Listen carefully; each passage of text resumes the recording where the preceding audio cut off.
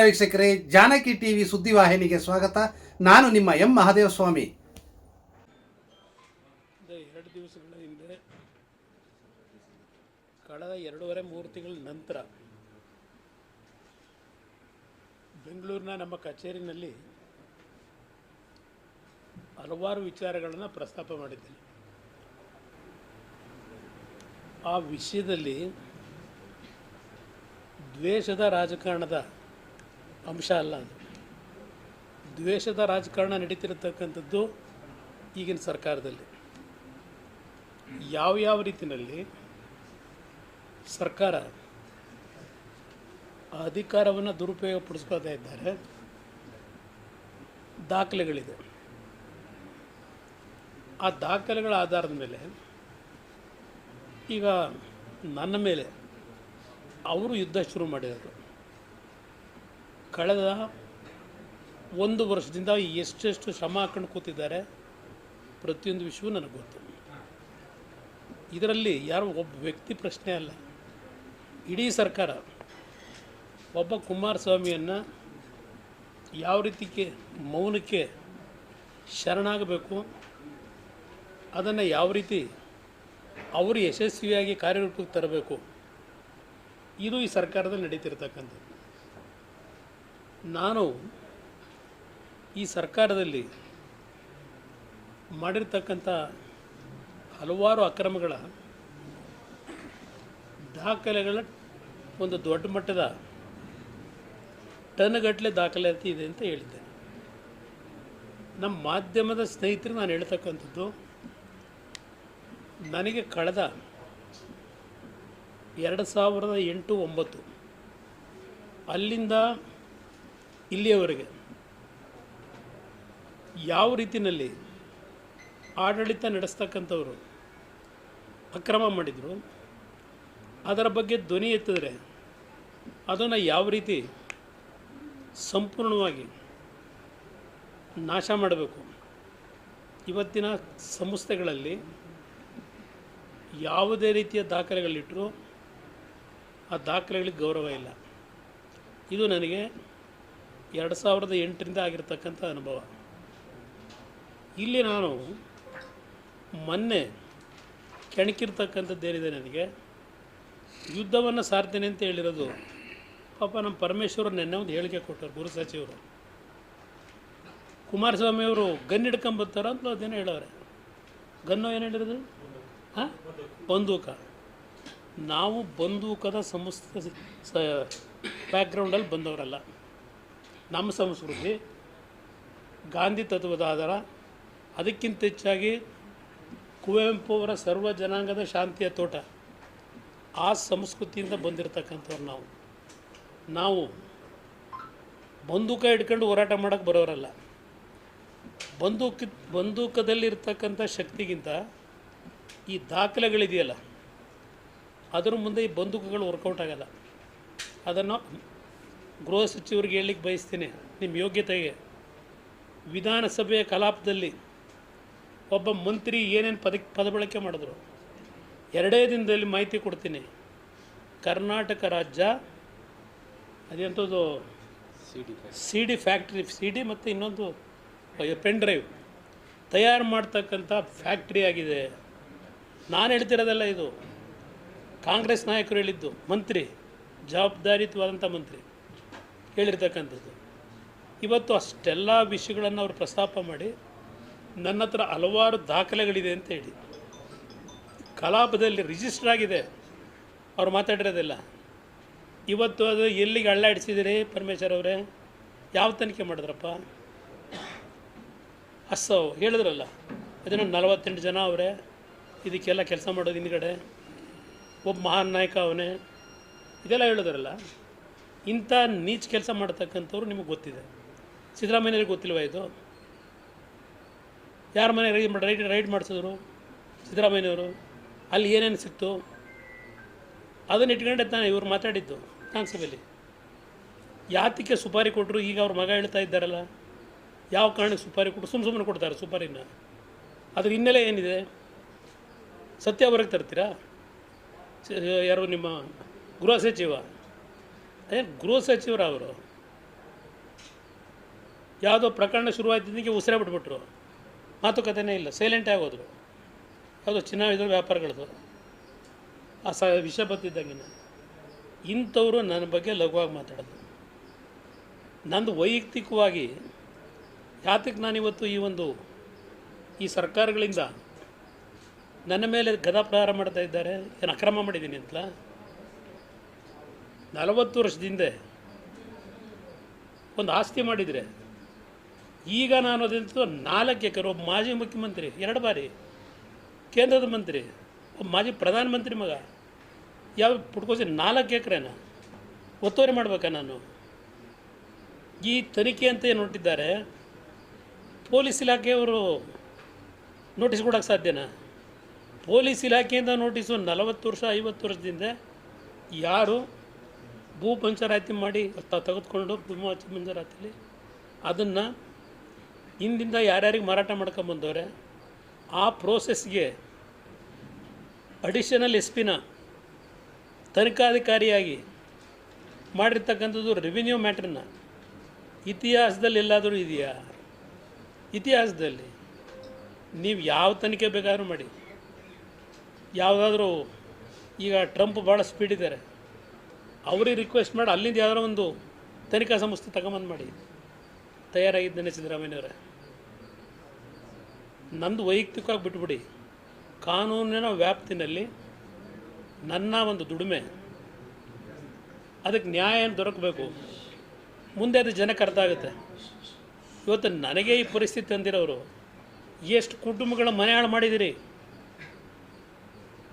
ನಾನು ಇವತ್ತು ದಾಖಲೆಗಳನ್ನು ಇಟ್ಟಿರ್ತಕ್ಕಂಥದ್ದು, ಈಗ ಅದನ್ನು ಪ್ರಚಾರಕ್ಕೆ ಬಳಕೆ ಮಾಡಲ್ಲ. ಈ ಸರ್ಕಾರದ ಮಂತ್ರಿಗಳಿಗೆ ಹೇಳ್ತೀನಿ, ಇದನ್ನು ನಾನು ಈಗ ಪ್ರಚಾರಕ್ಕೆ ಈ ದಾಖಲೆಗಳನ್ನ ಬಿಟ್ಟರೆ ಕಳೆದ 15 ವರ್ಷ ಯಾವುದಕ್ಕೆ ತಾರ್ಕಿಕ ಅಂತ್ಯ ತಗೊಂಡೋಗಾಯಿತು? ತಾರ್ಕಿಕ ಅಂತ್ಯ ಸಿಗಲ್ಲ ಇಲ್ಲಿ. ಈ ನಾಡಿನ ಜನತೆ ಒಂದು ಬಾರಿ 5 ವರ್ಷದ ಸರ್ಕಾರ ಕೊಟ್ಟರೆ ಇವತ್ತೇನು ಆಗ್ತಾವ್ರಲ್ಲ, ಮನೆ ಮುಂದೆ ಕಾರ್ ನಿಲ್ಲಿಸ್ಕೊಳ್ಳೋಕ್ಕೂ ಟ್ಯಾಕ್ಸು, ವಿದ್ಯುತ್ ಶಕ್ತಿ, ಬಸ್ಸು, ಎಣ್ಣೆ ಹೊಡೆಯೋದಕ್ಕೆ ಯಾವುದು ಬಿಟ್ಟಿದ್ದೀರಿ? ಈ ಜನಗಳ ಮೇಲೆ ಲೂಟಿ ಮಾಡ್ಕೊಂಡು ಹಗಲು ದರೋಡೆ ಮಾಡ್ಕೊಂಡು ಬಿಟ್ಟಿದ್ದೀನಿ.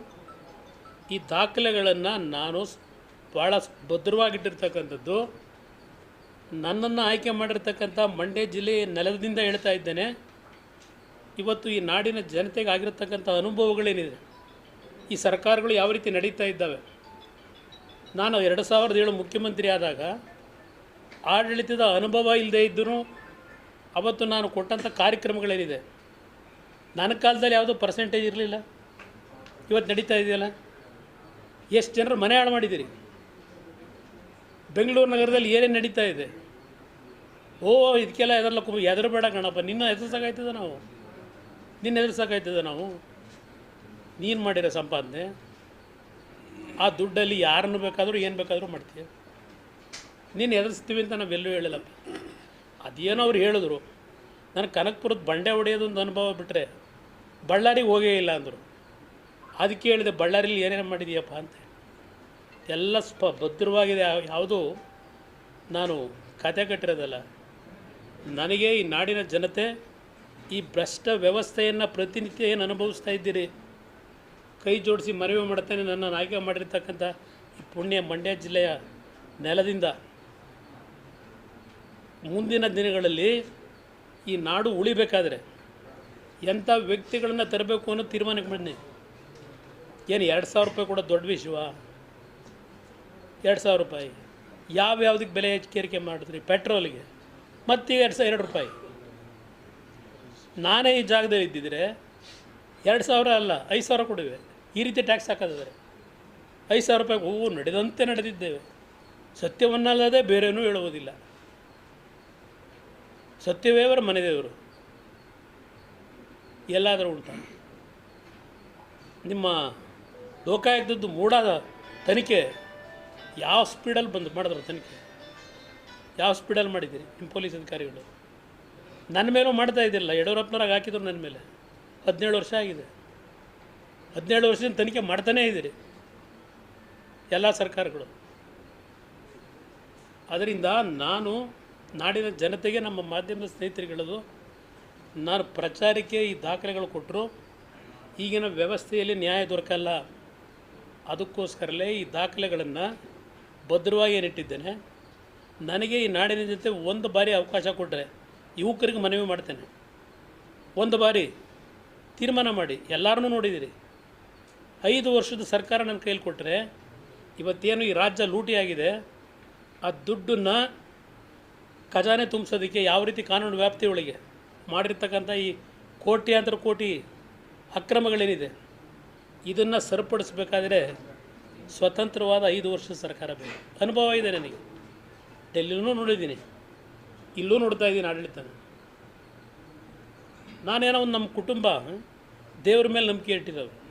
ಇವತ್ತು ದೇವೇಗೌಡರು ಪ್ರಧಾನಮಂತ್ರಿ ಆಗಬೇಕಾದ್ರೆ ಜನಾಭಿಪ್ರಾಯದಲ್ಲೇನಾಗಲಿಲ್ಲ. ಅವ್ರನ್ನು ಯಾವುದೋ ದೇವರ ಒಂದು ಅನುಗ್ರಹದೇ ದೇಶ ಆಳು ಬಂದರು. ನಾನು 2 ಬಾರಿ ಮುಖ್ಯಮಂತ್ರಿ ಆಗಿದ್ದನು. ಜನ ನನ್ನನ್ನು ಸಂಪೂರ್ಣವಾಗಿ ಆಶೀರ್ವಾದ ಮಾಡೇ ಆಗಿದ್ದಲ್ಲ. ನಮ್ಮ ಭಾಗದ ಈ ಜನ ಉಳಿಸ್ಕೊಂಬಂದರು. ಅದ್ರ ಜೊತೆಗೆ ದೇವರು ನಮ್ಮನ್ನು ನಿಮ್ಮ ಮಟ್ಟಿಗೆ ತಂದಿದ್ದಾನೆ. ಇಲ್ಲಿ ನಾನು ಅಚಲವಾದಂಥ ರೀತಿಯ ಒಂದು ತೀರ್ಮಾನಗಳನ್ನು ಮುಂದಿನ ದಿನದಲ್ಲಿ ದೇಶದಲ್ಲೇ ಒಂದು ಸರ್ಕಾರ ಯಾವ ರೀತಿ ಆಡಳಿತ ನಡೆಸಬೇಕು ಅನ್ನೋದು ಈಗಾಗಲೇ ಮಾಡಿ ತೋರಿಸಿದ್ದೀನಿ.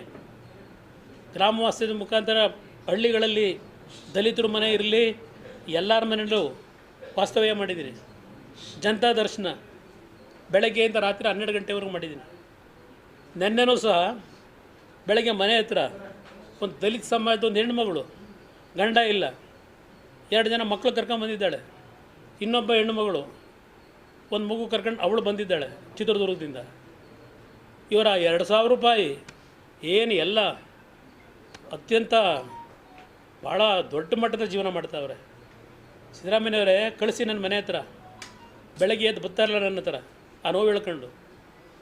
ಎಲ್ಲಿಂದ ತರೋದು ನಾವು ಬೇರೆಯವ್ರ ಥರ ಆಡಳಿತದಲ್ಲಿದ್ದಾಗ ದುಡ್ಡು ಕೆಲಸ ಮಾಡಿಲ್ಲ. ಪಾಪ ಕೆಲವರು ಹೇಳ್ತಾರೆ, ನನ್ನ ಜೊತೆಲೇ ಬಂದವರು ರಾಜಕಾರಣದಲ್ಲಿ, ಅವ್ರ ಕಾಲದಲ್ಲಿ ಏನೇನು ಮಾಡಿದ್ರು ಗೊತ್ತಿಲ್ವಾ ಅಂತ. ಕೆರೆ ಅಂತ ನುಂಗಾಕಿ ಕೆರೆನ ಬೆಂಗಳೂರಿನಲ್ಲಿ ಅಡಕಮಾರನಹಳ್ಳಿ ಹತ್ರ ಅಣ್ಣನ ಹೆಸರಿಗೆ ರಿಜಿಸ್ಟ್ರ್ ಮಾಡಿಸ್ಕೊಂಡು ಅಲ್ಲಿಂದ ಗಿಫ್ಟ್ ತಗೊಳ ಕೆರೆ ನುಂಗಿರೋರು. ಕುಮಾರಸ್ವಾಮಿ ಬಗ್ಗೆ ಮಾತಾಡ್ತೀರಾ? ಅದರಿಂದ ನಾನು ಇದರಲ್ಲಿ ಯಾವುದೇ ಕಾರಣಕ್ಕೂ ಅಧೀರನಾಗ ಪ್ರಶ್ನೆ ಇಲ್ಲ. ತಯಾರಾಗಿದ್ದೇನೆ.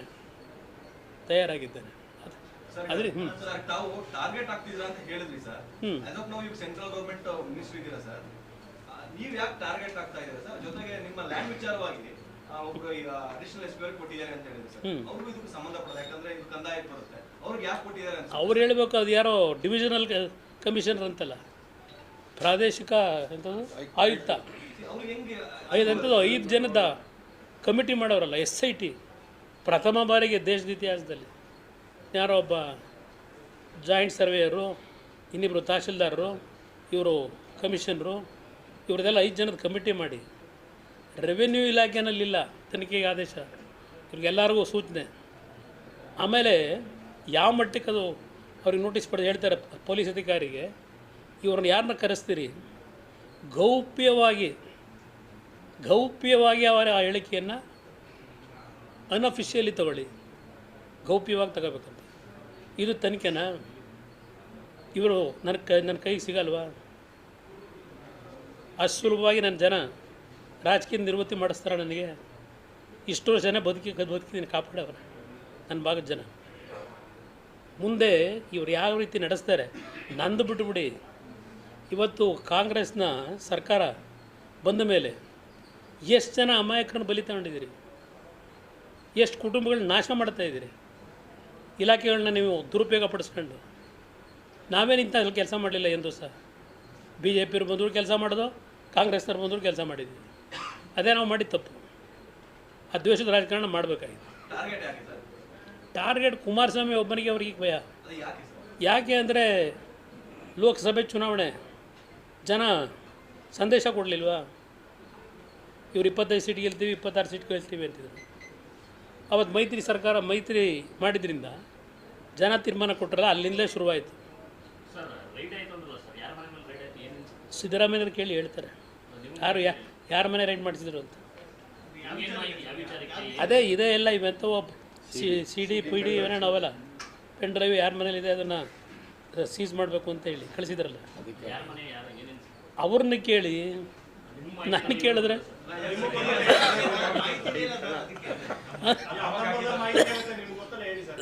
ಮಾಹಿತಿ ಕಟ್ಕೊಂಡು ಏನಣ್ಣ ಇದೆ ಈ ರಾಜ್ಯದಲ್ಲಿ. ಈಗಾಗಲೇ ವಿಧಾನಸಭೆಯ ಕಲಾಪದಲ್ಲೇ ಒಬ್ಬ ಜವಾಬ್ದಾರಿಯುತವಾದಂಥ ಮಂತ್ರಿ ಏನೇನು ಹೇಳಿಕೆ ಕೊಟ್ಟರು, ಯಾರ್ಯಾರ ಬಗ್ಗೆ ಏನು ಮಾತಾಡಿದ್ರು, ಅದಾದಮೇಲೆ ಏನೇನು ಮಾತಾಡಿದ್ದಾರೆ ಎಲ್ಲ ಮುಂದೆನೇ ಇಲ್ವಾ? ಯಾತಕ್ಕಿಷ್ಟು ಗಾಬರಿ ಡೆಲ್ಲಿಗೆ ಹೋಗೋದು? ನೋಡಿ ಪೆನ್ ಡ್ರೈವ್ನ ಬಿಟ್ಬಿಡ್ತಾರೆ, ಕೇಸ್ ಹಾಕ್ತಾರೆ, ದಯವಿಟ್ಟು ನಿಲ್ಲಿಸಿ ಅನ್ನೋದು ಯಾಕೆ? ಈಗ ರಾಜಣ್ಣನ ಮಗ ಮೊದಲು ಪೆನ್ ಡ್ರೈವ್ ಅಂದರು, ಆಮೇಲೆ ಸುಪಾರಿ ಕೊಟ್ಟರು 70 ಲಕ್ಷಕ್ಕೆ ಅಂದರು. ನವಂಬರ್ನಲ್ಲಿ ಆದಂಥ ಘಟನೆ ಅವರು ಹೇಳೋ ಪ್ರಕಾರ ಮಾರ್ಚ್ ತಿಂಗಳವರೆಗೆ ಯಾತಕ್ಕೆ ಘಟನೆಯನ್ನು ಮುಚ್ಚಿಟ್ಟಿದ್ರು? ನವಂಬರಲ್ಲಿ ಆದಂಥ ಒಂದು ಪ್ರಕರಣ ಇವ್ರು ಯಾರು ಕೊಡಿದ್ರು? ಅವ್ರು ಯಾರಿಗೆ ಸಫಾರಿ ಕೊಟ್ಟರು? ಸುಪಾರಿನೋ ಇದೆಲ್ಲ ದೊಡ್ಡ ಇತಿಹಾಸ. ಅದಕ್ಕೆ ಹೇಳಿದ್ದು ಒಂದು ಪ್ಯಾನ್ ಇಂಡಿಯಾ ಮೂವಿ ಮಾಡ್ಬೋದು ಸರ್. ಈಗ ಮೈಸೂರಲ್ಲಿ ಸರ್ ಬಿಜೆಪಿಯಿಂದ ಜನಾಕ್ರೋಶ ಮಾಡ್ತಾ ಇದ್ದಾರೆ, ಹೋರಾಟ ಮಾಡ್ತಾ ಇದ್ದಾರೆ ಸರ್. ಬಟ್ ಜೆಡಿಎಸ್ ಅಂತರ ಕಾಯ್ಕೊಳ್ತಾ ಇದೆ ಸರ್. ಇಲ್ಲಿ ಎರಡೂ ಪಕ್ಷಗಳು ಅಂತರ ಕಾಯ್ತಾ ಇದ್ದೀವಿ ಅನ್ನೋ ಪ್ರಶ್ನೆ ಇಲ್ಲ. ಈಗ ಅವರ ಪಕ್ಷವು ಅವರ ಕಾರ್ಯಕರ್ತರನ್ನ ನಾವು ಹುಮ್ಮಿಸ್ತಾ ಇರೋದಕ್ಕೆ ಅವರು ಇವತ್ತು ಹೋರಾಟ ಮಾಡಬೇಕು. ಅದಕ್ಕೆ ಅವರು ಈ ಹೋರಾಟದಲ್ಲಿ ಬೇರೆಯಾಗಿ ಮಾಡ್ತಾ ಇದ್ದಾರೆ. ನಮ್ಮ ಪಕ್ಷವನ್ನು ನಾವು ಸಂಘಟನೆ ಮಾಡಬೇಕು. ನಾವು ಸಹ ಬೇರೆ ರೀತಿಯಲ್ಲೇ ಈ ರಾಜ್ಯದ ಹಲವಾರು ಅಕ್ರಮಗಳೇನಾಗಿದೆ ನಮ್ಮ ಪಕ್ಷವು ಪ್ರಾರಂಭ ಮಾಡ್ತೀವಿ. ಹಾಗಂತ ಯಾರೂ ಅನುಮಾನ ಪಡೋದು ಬೇಡ. ಮೈತ್ರಿಗೆ ಧಕ್ಕೆ ಇಲ್ಲ. ನಮ್ಮ ಪಕ್ಷಗಳನ್ನು ಬೆಳೆಸಬೇಕಲ್ಲ. ಅದಕ್ಕೆ ಇವತ್ತು ಈ ರೀತಿಯ ಒಂದು ಪ್ರತಿಭಟನಾ ರ್ಯಾಲಿಗಳು ನಡೀತಿದೆ. ಬಿಜೆಪಿ ನಾಯಕರು ಹೇಳ್ತಿದ್ದಾರೆ ಸರ್, ಮೊನ್ನೆ ಅಶೋಕ್ ಅವರು ಹೇಳಿದ್ರು, ಸದಾನಂದ ಗೌಡರು ಹೇಳ್ತಾರೆ ಸರ್, ಶೀಘ್ರ ಸಮನ್ವಯತೆ ಬೇಕು ಅಂತ ಹೇಳಿದ್ದಾರೆ ಸರ್. ಸಮನ್ವಯತೆ ಬೇಕು, ನಾನಿಲ್ಲ ಅಂತ ಹೇಳಲ್ಲ. ಅದ್ರ ಬಗ್ಗೆ ಚರ್ಚೆ ಮಾಡ್ತೀವಿ. ಏಕೆಂದರೆ ಇನ್ನೂ ಹೊಸ ಅಧ್ಯಕ್ಷರು ಡೆಲ್ಲಿಲೂ ಬರಬೇಕು. ಇಲ್ಲೂ ತೀರ್ಮಾನ ಏನು ಮಾಡ್ತಾರೆ ಗೊತ್ತಿಲ್ಲ ನನಗೆ. ಇದೆಲ್ಲ ಆದಮೇಲೆ ಸಮನ್ವಯದ ಕೊರತೆ ಏನಿದೆ ಸರಿಪಡಿಸಲಿಕ್ಕೆ ಪ್ರಾಮಾಣಿಕವಾಗಿ ಕೂತು ಚರ್ಚೆ ಮಾಡ್ತಾರೆ.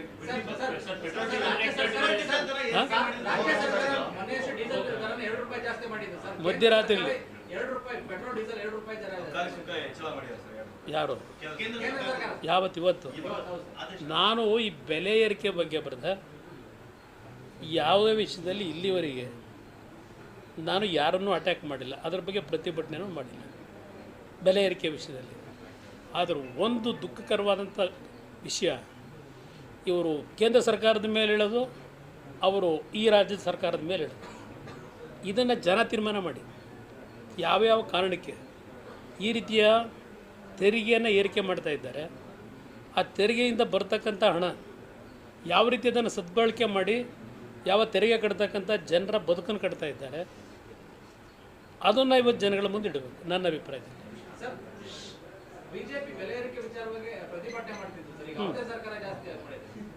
ನಾ ಅವ್ರನ್ನ ಕೇಳಬೇಕು, ನನ್ನ ಕೇಳಿದ್ರಾಗುತ್ತಾ? ಇರ್ಬೋದು. ಹಾಂ ಏನು ಹೇಳಿ? ನಾನು ನೋಡಿ 2 ಬಾರಿ ಮುಖ್ಯಮಂತ್ರಿ ಆದಾಗಲೂ ಹಲವಾರು ಜನಪರವಾದಂಥ ಯೋಜನೆಗಳನ್ನು ತಂದೆ. 100 ರೂಪಾಯಿ ಇದ್ದಂಥ ವಿಧವಾ ವೇತನ, ಅಂಗವಿಕಲರ ವೇತನ 400 ರೂಪಾಯಿ ಏರಿಕೆ ಮಾಡಿದೆ. ಅವತ್ತು ಸಹ ಮೊದಲನೇ ಅವಧಿನಲ್ಲೂ 2,500 ರೈತರು ಸಾಲ ಮನ್ನಾ ಮಾಡಿದೆ. ಕಬ್ಬು ಬೆಳೆದಂಥ ರೈತರು ಮಾರಾಟ ಮಾಡೋಕ್ಕಾಗಿರಲಿಲ್ಲ. 25,000 ಎಕರೆಗೆ ಕಬ್ಬಿಗೆ ನಾನು ಸಹಾಯಧನ ಕೊಟ್ಟೆ. ಟೊಮೊಟೊ ಬೆಳೆಗಾರರ ಸಮಸ್ಯೆ ಆದಾಗ ಇಮ್ಮಿಡಿಯೇಟಾಗಿ ನೆರವು ಕೊಟ್ಟಿದ್ದೀನಿ. ನಾನು ಅದಕ್ಕೋಸ್ಕರಲೇ ನಾಡಿನ ಜನತೆಗೆ ಹೇಳ್ತಾ ಇದ್ದೇನೆ, ನೀವು ಮುಂದಿನ ದಿನಗಳಲ್ಲಿ ಈ ರಾಜ್ಯವನ್ನು ಉಳಿಸ್ತಕ್ಕಂಥವ್ರು, ನಾನು ಬರೀ ರೈತರ ಬಗ್ಗೆ ಇದ್ದೀನಿ ಅಂತ ತಿಳ್ಕೊಬೇಡಿ. ರೈತ ನಾನು ಮೊದಲನೇ ಆದ್ಯತೆ. ಆದರೆ ಬಡತನ ಅಂತಕ್ಕಂಥದ್ದು ಏನಿದೆ ಪ್ರತಿನಿತ್ಯ ನೋಡ್ತೀನಿ. ಇವತ್ತು ಜನರ ಬದುಕನ್ನು ಕಟ್ಟಬೇಕು. ಇಲ್ಲಿ 2,000 ರೂಪಾಯಿ ಕೊಟ್ಟ ತಕ್ಷಣ ಬೆನ್ನು ತಟ್ಕೊಂಡ್ರಾಗಲ್ಲ. ಯಾವ ರೀತಿ ಬದುಕಿದೆ ನೋಡಿ. ನಾನು ಮೊನ್ನೆ ಹೇಳಿದೆ, ನಾನು ಬೆಂಗಳೂರಿನ ಮಾಧ್ಯಮ ಸ್ನೇಹಿತರ ಮುಂದೆ ತಲವಾರು ಆದಾಯ ಹೇಳ್ತಾರೆ. ಮಂಡ್ಯದಲ್ಲಿ ಇಷ್ಟಿದೆ ತಲೆವಾರು ಆದಾಯ, ಬೆಂಗಳೂರಿನಲ್ಲಿ 7.5 ಲಕ್ಷ ಇದೆ, ಮಂಡ್ಯದಲ್ಲಿ 3 ಲಕ್ಷ ಇದೆ, ಕಲಬುರಗಿಲಿ 2 ಲಕ್ಷ ಇದೆ, ಇದೆಲ್ಲ ಹೇಳ್ತಾರಲ್ವ. ಬೆಂಗಳೂರು ನಗರದ ತಲೆವಾರು ಆದಾಯ 7.5 ಲಕ್ಷ ಅಂತ ಏನು ಮಾಹಿತಿ ಇಟ್ಕೊಂಡಿದ್ದಾರೆ. ಆ 7.5 ಲಕ್ಷ 1,30,30,00,000 ಜನ ಅವರಲ್ಲ. ಪ್ರತಿ ಜನರ ಆದಾಯ 7.5 ಲಕ್ಷ ಇದೆಯೋ, ಅಲ್ಲಿ ದೊಡ್ಡ ದೊಡ್ಡ ಕಂಪ್ನಿಗಳವಲ್ಲ, ಅವ್ರ ಸಂಬಳ ಎಷ್ಟಾಗತ್ತಾರೆ ಅವ್ರ ಕಂಪ್ನೀಲಿ? 200 ಕೋಟಿ 300 ಕೋಟಿ ತಿಂಗಳ ಸಂಬಳ ಅವ್ರದ್ದು. ಇಲ್ಲಿ ನನ್ನ ರೈತ ಬೆಳಗಿನ ಸಾಯಂಕಾಲದವರೆಗೆ ಬೆವರು ಸುರಿಸ್ಕೊಂಡು ಧೂಳು ತಿಂದು ಅನ್ನದಾತ ಅನ್ನದಾತ ಅನ್ನೋದು ಒಂದು ಮಾತ್ರ ಹೇಳ್ತಾರೆ, ಎಲ್ಲ ಭಾಳ ಮಾತಾಡ್ತಾರೆ. ಆ ರೈತನ ಬದುಕೇನು ಎಷ್ಟೆಲ್ಲವರ ಆದಾಯ ಹೆಚ್ಚಿಗೆ ಆಗಿದೆ. ಇವತ್ತು ಆ ರೀತಿಯ ಆದಾಯ ಪಡೆಯತಕ್ಕಂಥವ್ರನ್ನ ಈ ಪಾಪ ಅಲ್ಲೆಲ್ಲೋ ಗೇಟ್ ಕೀಪರ್ಗಳಾಗಿ ಯಾವುದೋ ಪೆಟ್ರೋಲ್ ಬಂಕಲ್ಲಿ ಪೆಟ್ರೋಲ್ ಹಾಕೊಂಡು ಆ ಬೆಂಗಳೂರು ನಗರದ ಅಭಿವೃದ್ಧಿ ಅಂತೇಳಿ ಯಾವ ಕೆಂಪೇಗೌಡರು ಕಟ್ಟಿದಂಥ ಬೆಂಗಳೂರು ನಗರದ ಭೂಮಿ ಆ ಬಡ ರೈತರಿಂದ ನಾವು ಇವತ್ತು ಭೂಸ್ವಾಧೀನ ಮಾಡ್ಕೊಂಡಿದ್ದೀವಲ್ಲ, ಅವನ ಹತ್ರ ಭೂಮಿ ಕಿತ್ಕೊಂಡು ಅಲ್ಲೆಲ್ಲ ಗೇಟ್ ಕೀಪರ್ ಕೆಲಸ, ಪೆಟ್ರೋಲ್ ಒಯ್ಯೋ ಕೆಲಸ ಇದು ಕೊಟ್ಕೊಂಡಿದ್ದೀವಿ. ಒಂದು 7 ಲಕ್ಷ ಇದೆ ತಿಂಗಳಿಗೆ ಆದಾಯ. ಅದೆಲ್ಲ ಖರ್ಗೆ ಅವ್ರು ಹೇಳ್ತಿದ್ರಲ್ಲ, ಕಲಬುರಗಿಲಿ ಭಾಷಣ ಮಾಡ್ತಿದ್ರು. ಇದೇ ಡಿ ಕೆ ಶಿವಕುಮಾರ್ ಇದ್ರಲ್ಲಿ 5,000 ಕೋಟಿ ಉತ್ತರ ಕರ್ನಾಟಕಕ್ಕೆ ಕಲ್ಯಾಣ ಕರ್ನಾಟಕ ಕೊಡ್ತಾ ಇದ್ದೀವಿ ಅಂತ. ಹೋದ ವರ್ಷದ ₹1 ಕೊಟ್ಟಿಲ್ಲ, ಇನ್ನು 5,000 ಕೋಟಿಲಿ. ಈಗೇನು 5,000 ಕೋಟಿ ಕೊಡ್ತೀವಿ ಅಂತ ಹೇಳ್ಬಿಟ್ರು. ಅದಕ್ಕೆ ಖರ್ಗೆ ಏನು ಹೇಳಿದ್ರು, ನೀವು 5,000 ಕೋಟಿ ಎಲ್ಲ ನಮ್ಮ ಭಾಗಕ್ಕೆ 1,00,000 ಕೋಟಿ ಕೊಟ್ಟರು ಆ ಭಾಗದ ಸರಿ ಸಮಯಕ್ಕೆ ಬರಲ್ಲ. ಮತ್ತು ನೀವು ಯಾಕಪ್ಪ 50 ವರ್ಷ ರಾಜಕೀಯ ಮಾಡಿದ್ರಿ ಕಲಬುರಗಿಲಿ? ಅವ್ರ ಮಗ ಭಾಷಣ ಮಾಡ್ತಾನಲ್ಲ, ಭಾಳ ಏನೋ ದೊಡ್ಡ ಸಾಧನೆ ಮಾಡಿದ್ದೀನಿ ಅಂತ. 25 ವರ್ಷ 30 ವರ್ಷ ಮಂತ್ರಿಗಳು. ಯಾಕೆ ನಿಮ್ಮ ಜಿಲ್ಲೆ ಉದ್ಧಾರ ಆಗಿಲ್ಲ ಆಗಿದ್ರೆ ಕಾರಣ ಯಾರು? ಎಸ್.ಎಂ. ಕೃಷ್ಣ ಅವರು ಮುಖ್ಯಮಂತ್ರಿಗಳಿದ್ದಾಗ ಒಂದು ನಂಜುಂಡಪ್ಪ ವರದಿ ಆಧಾರದ ಮೇಲೆ ಇಷ್ಟು ದಿನದಲ್ಲಿ ಇಷ್ಟು ಖರ್ಚು ಮಾಡಬೇಕು ಹಿಂದುಳಿದ ತಾಲೂಕುಗಳಿಗೆ ಅಂತ ತೀರ್ಮಾನ ಆಯಿತು. ಈಗಾಗಲೇ 35,000 ಕೋಟಿ ಖರ್ಚಾಗಿದೆ. ಎಲ್ಲಿಗೋಗಿ ದುಡ್ಡದು? ಎಲ್ಲಿ ಡೆವಲಪ್ಮೆಂಟ್ ಮಾಡಿದ್ದೀನಿ? ಖರ್ಗೆ ಅವ್ರನ್ನೇ ಕೇಳ್ತೀನಿ ನಾನು. ಇವತ್ತು ಪಾಲು ನಿಮ್ಮದಲ್ಲಿ ತಪ್ಪಾಗಿರೋದು. ವೀರೇಂದ್ರ ಪಾಟೀಲ್ ಮುಖ್ಯಮಂತ್ರಿ, ಧರ್ಮಸಿಂಗ್ ಮುಖ್ಯಮಂತ್ರಿ, ಯಾರು ನಿಮ್ಮನ್ನು ಇಟ್ಕೊಂಡಿದ್ರು ಮಾಡಬೇಡಿ ಅಂತ? ಹಲವಾರು ವಿಷಯ ಚರ್ಚೆ ಮಾಡ್ಬೋದು. ಸರ್, ಗ್ರೇಟರ್ ಬೆಂಗಳೂರು ಸರ್ ಯೋಜನೆ ವಿಚಾರವಾಗಿ ಸರ್ ಬಿಡದಿ ಭಾಗದಲ್ಲಿ ರೈತರು ಮತ್ತೆ ಜೆಡಿಎಸ್ ಪ್ರತಿಭಟನೆ ಮಾಡ್ತಿದ್ದಾರೆ ಸರ್. ಬಟ್ ಅಲ್ಲಿನ ಮಿನಿಸ್ಟರ್ ಡಿ ಕೆ ಶಿವಕುಮಾರ್ ಮತ್ತು ಅಲ್ಲಿ ಸ್ಥಳೀಯ ಶಾಸಕರು ಬಾಲಕೃಷ್ಣ ಅವರು ಸರ್ ತಮ್ಮ ವಿರುದ್ಧ ಬಟ್ ಮಾಡಿ ತೋರಿಸ್ತಾರೆ ಸರ್. ತಮ್ಮ ಕನಸಿನ ಯೋಜನೆ ಅನ್ನುವಂಥದ್ದು ಸರ್. ಹೌದು, ಅದು ನನ್ನ ಕನಸಿನ ಯೋಜನೆ. ಬರೀ ಬಿಡದಿ ಅಲ್ಲ, 5 ಟೌನ್ಶಿಪ್ಗಳನ್ನು ನಾನು 2006-07 ಮುಖ್ಯಮಂತ್ರಿ ಇದ್ದಾಗ ಬೆಂಗಳೂರು ನಗರದ ಒತ್ತಡಗಳೇನಿದೆ ಅದನ್ನು ಸರಿಪಡಿಸಬೇಕು ಅಂತೇಳಿ 5 ಟೌನ್ಶಿಪ್ಗಳು ಬೆಂಗಳೂರು ನಗರದಿಂದ 30 ಕಿಲೋಮೀಟ್ರ್ ವ್ಯಾಪ್ತಿನಲ್ಲಿ 5 ಭಾಗದಲ್ಲಿ ಮಾಡಬೇಕು ಅನ್ನೋ ನಿರ್ಧಾರ ಮಾಡಿದೆ. ಮೊದಲನೇ ಪ್ರಾಜೆಕ್ಟು ಬಿಡದಿ ಹತ್ತಲೇ ಮಾಡಬೇಕು ಅಂತ ನನಗೆ ಮತ ಕೊಟ್ಟಂಥ ಜನ ಒಂದು 5-6 ಬಾರಿ ಮುಖ್ಯಮಂತ್ರಿ ಕಚೇರಿ ಕರೆದು ಚರ್ಚೆ ಮಾಡಿದ್ದೆ ಅವತ್ತಿನ ದಿನದಲ್ಲಿ. ನಾನು ಯಾವ ಬೆಂಗಳೂರಿನ ಒತ್ತಡ ಸರಿಪಡಿಸಬೇಕು ಅಂತ ಹೊರಟೆ, ಇದೇ ಕಾಂಗ್ರೆಸ್ ಸರ್ಕಾರ ಎಚ್ ಕೆ ಪಾಟೀಲ್ ಉಗ್ರಪ್ಪನವ್ರ ನೇತೃತ್ವದಲ್ಲಿ ಅದೆಂಥದ್ದು ಸತ್ಯ ಶೋಧನಾ ಸಮಿತಿ ಅಂತ ಮಾಡಿದ್ರಲ್ಲ ಎಚ್ ಕೆ ಪಾಟೀಲ್ರೆ, ಏನು ಅದನ್ನು ಕಂಡುಹಿಡಿದ್ರಿ? ಸತ್ಯ ಶೋಧನಾ ಸಮಿತಿಲಿ ನನ್ನ ಮೇಲೆ ಆಪಾದನೆ ಮಾಡೋಕೆ ಹೊರಟ್ರಲ್ಲ. ಇದು 15 ವರ್ಷ ಆಗಿದೆ.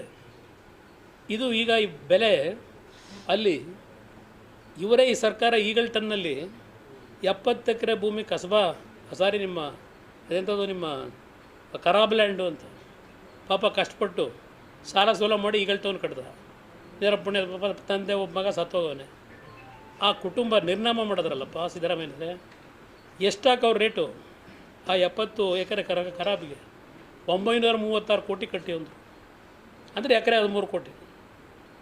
ಈಗ ನೀವು ಅಲ್ಲಿ ಡೆವಲಪ್ಮೆಂಟ್ ಮಾಡೋಕೆ ಹೊರಟಿದ್ದೀರಲ್ಲ, ಅದು ಬೇರೆ ಮಾಡೋಕ್ಕೆ ಹೋದ್ರು ನಾನು ಗಲಾಟೆ ಮಾಡಿ ಅಂತ ನಿಂತಿದೆ. ಅದು ಇಲ್ಲಿ ಅದು ಒಂದು ದೊಡ್ಡ ಕಥೆ ಇದೆ, ಕಸದ್ದು ದೊಡ್ಡ ಕಥೆ ಇದೆ. 30 ವರ್ಷಕ್ಕೆ ಅವನೇವನೋ ತಮಿಳ್ನಾಡನ್ನು ಕರ್ಕೊಂಬಂದು 30 ವರ್ಷಕ್ಕೆ ಕೊಡ್ತಾರಂತೆ ಅಗ್ರಿಮೆಂಟ್. ನಾನು ಗಲಾಟೆ ಮಾಡಿದ ಮೇಲೆ 6,000 ಕರೆದಿದ್ರು ಟನ್ನಿಗೆ ರೇಟ್ ಫಿಕ್ಸ್ ಮಾಡಿ. ನಾನು ಗಲಾಟೆ ಮಾಡಿದ ಮೇಲೆ 3,000 ಇಳಿಸಿದ್ರು. ಅದು ಹೆಂಗೆ 6,000 3,000 ಇಳಿದ್ರಪ್ಪ? ಮಾತಾಡಬೇಕು ಅಂದರೆ ದಿನಗಟ್ಟಲೆ ಮಾತಾಡ್ಬೋದು. ಏನು ಮಾಡೋದು? ನಾನು ನನ್ನ ಮಂಡ್ಯ ಜಿಲ್ಲೆ ನನ್ನ ತಂದೆ ತಾಯಂದರು ಇಲ್ಲಿ ನಿಲ್ಲಬೇಕು ಅಂತ ನನ್ನ ಒತ್ತಾಯ ಹಾಕಿ ಮಂಡ್ಯದಲ್ಲಿ ನಿಲ್ಲಿಸ್ಕೊಂಡು ವಿಧಾನಸಭೆಯಲ್ಲಿ ಕೆಲಸ ಮಾಡೋದು ಬಿಟ್ಟು ಅಲ್ಲಿ ಹೋಗ್ಬೇಕಾಯ್ತು. ಈಗ ನಾನು ಇಲ್ಲಿದ್ದಿದ್ರೆ ನನಗೆ ಅದು ಭಾಳ ದೊಡ್ಡ ಮಟ್ಟದಲ್ಲಿ ಏನೇನು ನಡೀತಿದ್ವೋ ಗೊತ್ತಿಲ್ಲ. ಪಾಪ ಅವ್ರು ಯಾವಾಗಲೂ ಹೇಳ್ತಾರೆ ಬನ್ನಿ ಮಾತಾಡೋಣ ಅಂತ. ನಾನು ಎಲ್ಲದಕ್ಕೂ ತಯಾರಾಗಿದ್ದೀನಿ ಮಾತಾಡೋದು, ದಾಖಲೆ ಇಟ್ಕೊಂಡು ಮಾತಾಡ್ತೀನಿ. ಇಲ್ಲಿ ಈಗ ಅಲ್ಲಿ 2,500 ಎಕರೆ ಅದೆಂಥದ್ದು ಸರ್ಕಾರಿ ಭೂಮಿ ಇದೆ ಅಂತೇಳಿ ಅವನು ಯಾವನೋ ಒಬ್ಬ ಹಿಂದೆ ನಾನಿದ್ದಾಗಲೇ ಇದ್ದ ತಹಶೀಲ್ದಾರ್ ಅವನೇ ಫೋಟೋ ಉಂಟಿ. ಈಗ ಅದೆಲ್ಲ ಇವ್ರಿಗೆ ತಲೆ ಕೆಡಿಸಿ 2,500 ಎಕರೆ ಅವರಿಗೆ ಪಾಪ ಸಾಗುವಳಿ ಚೀಟಿ ಕೊಟ್ಟಿಲ್ಲ ಹಲವಾರು ರೈತರಿಗೆ. ಈಗ ಆ ಜಾಗ ಒಂದು ಕಡೆ ಇಟ್ಕೊಂಡು ಇನ್ನು 7,000 ಎಕರೆ ಆ ರೈತರ ಭೂಮಿಯನ್ನು ಭೂಸ್ವಾಧೀನ ಮಾಡ್ಕೊಂಡು ಎಷ್ಟು ಕೊಡ್ತೀಯಪ್ಪ ರೇಟ್ ಅವ್ರಿಗೆ? ಅಲ್ಲಿ ಈಗಲ್ಟನ್ನಿಗೆ 13 ಕೋಟಿ ಕಟ್ಟು ಅಂತ ಹೇಳಿದ್ರೆ ಎಕರೆಗೆ. ಈಗ ರೈತನಿಗೆ ಎಷ್ಟು ಕೊಡಬೇಕು ಆ ಆಧಾರದ ಅದ್ರ ಪಕ್ಕದ್ದೇ ಈಗ ಮಾಡ್ತಾ ಇರೋದು, ಲೇಔಟ್ ಮಾಡೋಕೆ ಹೊರಟಿರೋದು. ಅಲ್ಲಿ 13 ಕೋಟಿ ಫಿಕ್ಸ್ ಆದಮೇಲೆ ರೈತನಿಗೆ ಎಷ್ಟು ಕೊಡಬೇಕು ಈಗ? 1:3. ಹಾಂ, ಇದೆಲ್ಲ ಚರ್ಚೆ ಮಾಡೋಣ. ಇದು ನೀವು ಮಾಡ್ತೀರಾ ಆಗಲ್ದವ್ರೊಡೆ, ನಾನು ಆ ಕೆಲಸ ಮಾಡಿರಲಿಲ್ಲ. ಚರ್ಚೆ ಮಾಡೋಣ ಅಂತ.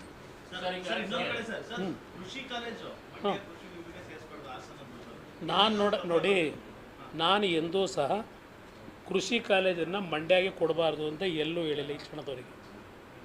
ರೇವಣ್ಣ ಅವ್ರು ಮಾತನಾಡಿರ್ಬೋದು.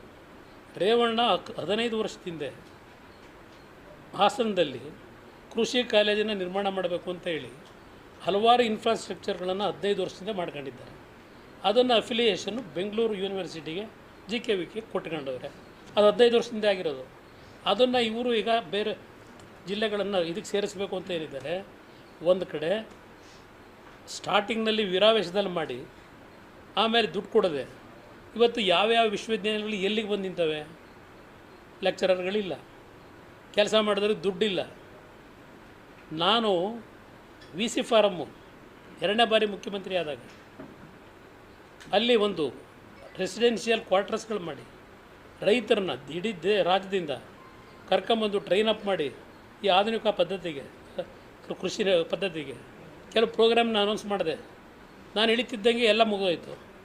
ಇಲ್ಲಿವರೆಗೆ ಆ ಒಂದು VC ಫಾರಮ್ನ ಏನಿಗೆ ಬೆಳೆಸಿದ್ದೀರಪ್ಪ? ಪಾಪ ಇವರೇ ಅಂತ ಇನ್ಯಾರು ಮಾಡೇ ಇಲ್ವಂತೆ, ಬೆಳೆಸಿರೋದೆಲ್ಲ ಇವರೇ.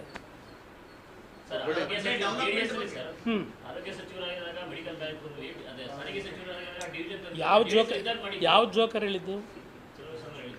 ಆ ಜೋಕರ್ಗೆಲ್ಲ ಉತ್ತರ ಕೊಡ್ಬೇಕೆ ನಾನು? ಆ ಜೋಕರ್ಗಳಿಗೆ ಉತ್ತರ ಕೊಡೋದು ಅರ್ಥ ಇಲ್ಲ. ಅದೇಂಥದ್ದು IITನೂ ಹೇಳೋರಲ್ವಾ? IIT ಎಲ್ಲಿ ಕೊಟ್ಟವ್ರೆ? ರಾಯಚೂರಿಗೇನೋ ಕೊಟ್ಟವ್ರೆ ಅಂತವ್ರೆ.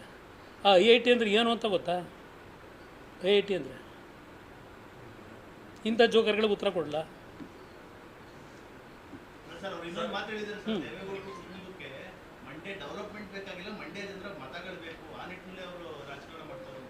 ಈಗ ಮಂಡ್ಯ ಜಿಲ್ಲೆ ಡೆವಲಪ್ಮೆಂಟ್ ಆಗಬೇಕು ಅಂತಲೇ 2004ರಲ್ಲಿ 6 ತಿಂಗಳು ಮಂತ್ರಿ ಮಾಡಲಿಲ್ಲ ನನ್ನ ಅಂತೇಳಿ ನಾನು 3 ಗಂಟೆ ಆದರೂ ಮನೆಗೆ ಹೋಗಕ್ಕೆ ಬಿಡದೆ ಮಂತ್ರಿ ಆದ್ರಲ್ಲ.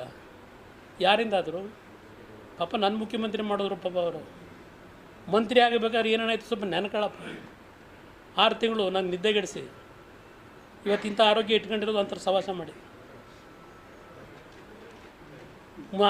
ಅವ್ರನ್ನ ಮಂತ್ರಿ ಮಾಡದೇ ಇದ್ದಿದ್ರೆ ಇವರೇನು ಮಾಡೋರು?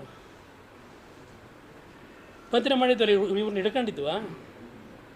ಯಾವ್ಯಾವ ತಾಲೂಕಿಗೆ ಎಷ್ಟು ಪ್ರಥಮ ಕಾಲೇಜುಗಳು ಕೊಟ್ಟಿದ್ದೇನೆ ಇದ್ದಂಥ 20 ತಿಂಗಳಲ್ಲಿ ಮಂಡ್ಯ ಜಿಲ್ಲೆಗೆ ಎಷ್ಟು ಸಬ್ಸ್ಟೇಷನ್ಗಳು ಕೊಟ್ಟಿದ್ದೇನೆ. KR ಪೇಟೆಲ್ ಇಂಜಿನಿಯರಿಂಗ್ ಕಾಲೇಜು ಲೇಟ್ ಆಯಿತು. ಹೇಳ್ತಾ ಹೋದರೆ ಬೇಕಾದಷ್ಟು ವಿಷಯ ಹೇಳಬಲ್ಲೆ.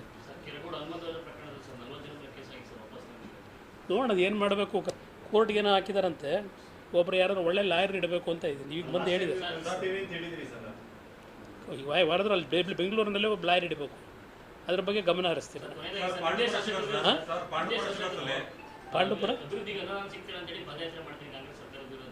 ಯಾರು?